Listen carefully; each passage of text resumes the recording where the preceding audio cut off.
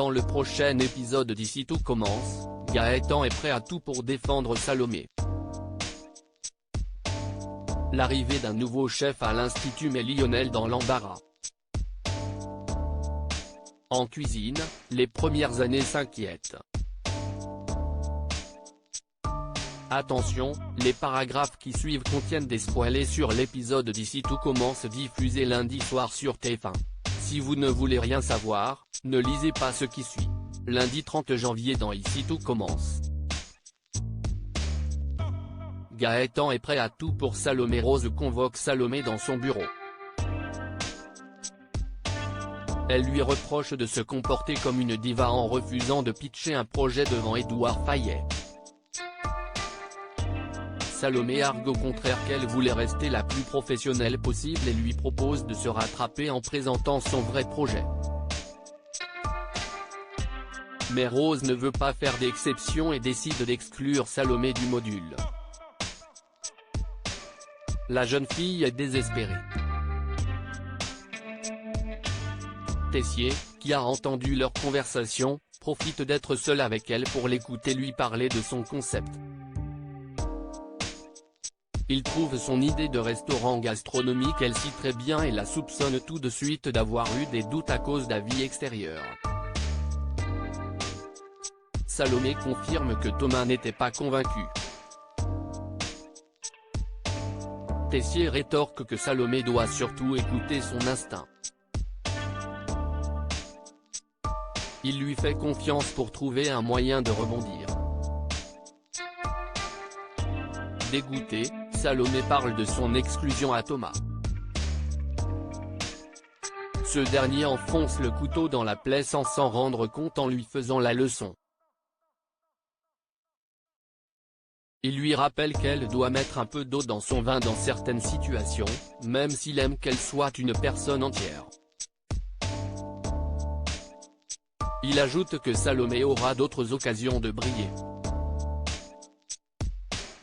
Pendant ce temps, Édouard Fayet, Rose Latour et Louis Guinaud se rendent ensemble à l'atelier où les élèves du master cuisinent un plat pour illustrer leur projet de restaurant. Même si la vraie présentation aura lieu mercredi, cela permet à l'investisseur de se faire une idée. Il encourage Enzo sur ses pâtisseries exotiques, puis exprime sa déception face à l'assiette de Charlène. En revanche, il a un vrai coup de cœur pour les produits siciliens de Livio. Plus tard, Anaïs raconte à Salomé ce qu'elle a raté.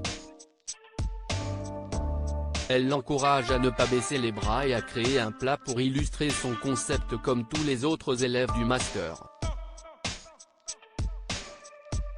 Salomé se rend au studio et se démène pour sortir une assiette de pot-au-feu végétal. Elle est interrompue par Gaëtan, qui vient prendre de ses nouvelles. Salomé lui explique qu'elle va se battre, mais elle bloque sur son plat qu'elle trouve trop fade. Gaëtan la motive en soulignant ses qualités humaines ainsi que ses aptitudes en cuisine. Quand elle a le dos tourné, il récupère la feuille qu'elle avait jetée. Il s'agit de sa recette. Gaëtan confie cette recette à Tessier afin qu'il puisse venir en aide à Salomé, étant donné qu'il la trouve très prometteuse. Le directeur de l'institut rétorque qu'il ne peut pas intervenir car il va faire partie du jury et que sa propre fille participe au module. Finalement, il accepte de donner un coup de main à Salomé à condition que personne ne soit au courant. Il a l'idée de lui transmettre des astuces par l'intermédiaire de Gaëtan. Le coach sportif retourne voir Salomé au studio. Il goûte l'assiette qu'elle vient de finir et la complimente. Mais la jeune fille n'est toujours pas satisfaite de son plat, toujours trop fade. Gaëtan lui suggère alors d'ajouter des champignons à ses légumes. Salomé confirme qu'ils ont un effet exhausteur de goût quand ils sont séchés. Elle se remet aussitôt en selle, sollicitant l'aide de Gaëtan. Discrètement, celui-ci reçoit 2 autres messages de Tessier. Salomé doit ajouter du céleri rave à ses légumes et faire cuire chaque légume dans une poêle différente. Lionel risque Groland-Diras présente la chef et va-t-on aux élèves de première année. Celle-ci vient animer une masterclass à l'Institut pendant 3 jours. En tant que pointure de la cuisine végane, elle s'intéresse notamment à Lionel, dont elle a entendu du bien par l'intermédiaire de son amie Olivia Listrac. Face à elle, Lionel cache son embarras. Dans le parc de l'Institut, Zachary présente Stéphanie Vaton à Laetitia.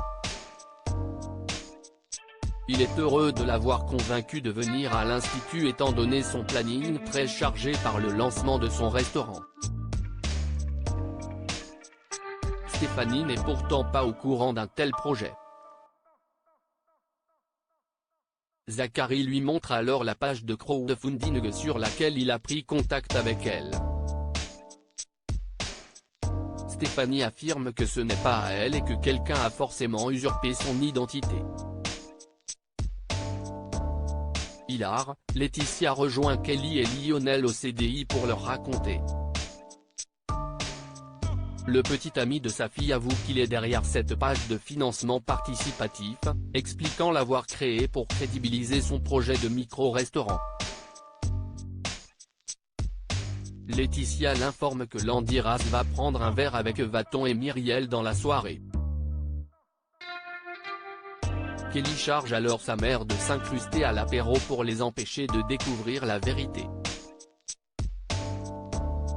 Pendant l'apéro, dès que Vaton s'intéresse au projet des élèves, notamment dans le domaine du végétal, Laetitia tente de faire diversion en faisant semblant de s'étouffer avec son vin. Malgré ses efforts, la conversation s'oriente souvent vers Lionel, ce qui oblige Laetitia à répéter sa manœuvre. Finalement, l'apéro touche à son terme et le secret de Lionel est bien gardé. Théo change sa pédagogie. Tessier demande à Théo de donner cours à sa place aux premières années afin de les faire travailler sur la brume glacée qui lui a permis de remporter le championnat des chefs. Alors que Théo refuse en raison de son état de fatigue, Constance lui chuchote que la proposition de son père est un moyen pour lui de lui témoigner sa fierté. Théo se ravise donc et accepte avec plaisir. En cours, Théo demande aux élèves de reproduire sa brume glacée en 3 heures. Solal panique parce que c'est un dessert qui demande beaucoup de technique. À la fin du cours, Théo examine les assiettes des élèves. Il constate qu'Axel ne s'en est pas trop mal sorti, même si sa meringue est trop grumeuse. Quant à Solal, même si son dessert ne tient pas debout, il a réussi sa meringue et reçoit les compliments du chef. Axel et Solal sont étonnés que Théo soit aussi sympa avec eux, mais ils ne vont certainement pas s'en plaindre. Plus tard, en rentrant chez lui, Théo surprend Axel en train de s'entraîner sur de la meringue. Il vient prêter main forte à son cousin, lui confirmant qu'il a le mieux réussi son dessert. En retour, Axel déclare que l'avoir comme professeur était vraiment agréable. Au même moment, Constance débarque et les voit cuisiner ensemble. Elle n'en croit pas ses yeux.